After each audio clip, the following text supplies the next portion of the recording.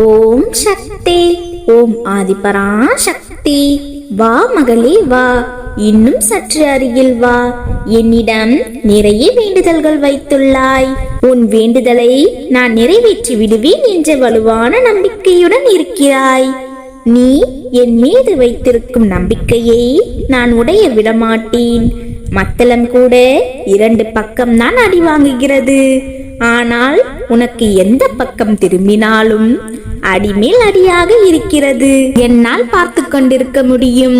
உனக்கான பாதையை நான் உருவாக்க ஆரம்பித்து விட்டேன். உருவாக்கிய பின்பு உன் கண் முன்பே காண்பிப்பேன். அந்த பாதையில் நீ செல்லும் போது எதிரிகள் இருக்க மாட்டார்கள். கடன் இருந்தாலும் நிரந்தரமாக தீர்ந்துவிடும். துன்பங்கள் இருந்தால் முழுவதுமாக விலகி நிரந்தரமான இன்பம் கிடைக்கும். சகல சௌபாக்கியங்களும் கிடைக்கும். என் பிள்ளையே, இன்று மஞ்சள் குங்குமம் தந்துவிட்டு போகலாம் என்று வந்தேன். மஞ்சளும் குங்குமமும் தருகிறேன் என்றால் நீ குழப்பிக்கொள்ள வேண்டாம்.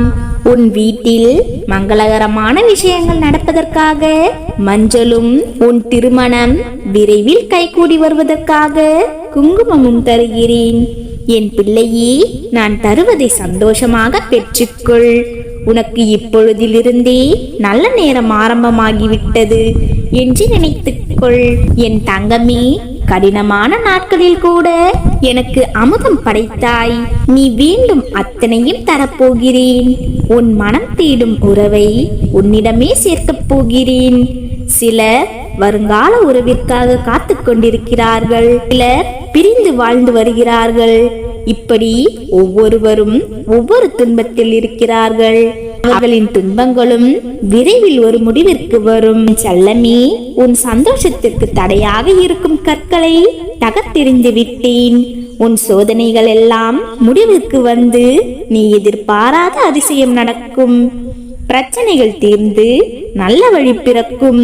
சந்தோஷமான தருணங்கள் இனி உன் வாழ்வில் நடக்கும். இனி எதற்கும் கலங்காதே. உன் அம்மா உன்னுடனே இருக்கிறேன். ஓம் சக்தி. ஓம் ஆதிபராசக்தி.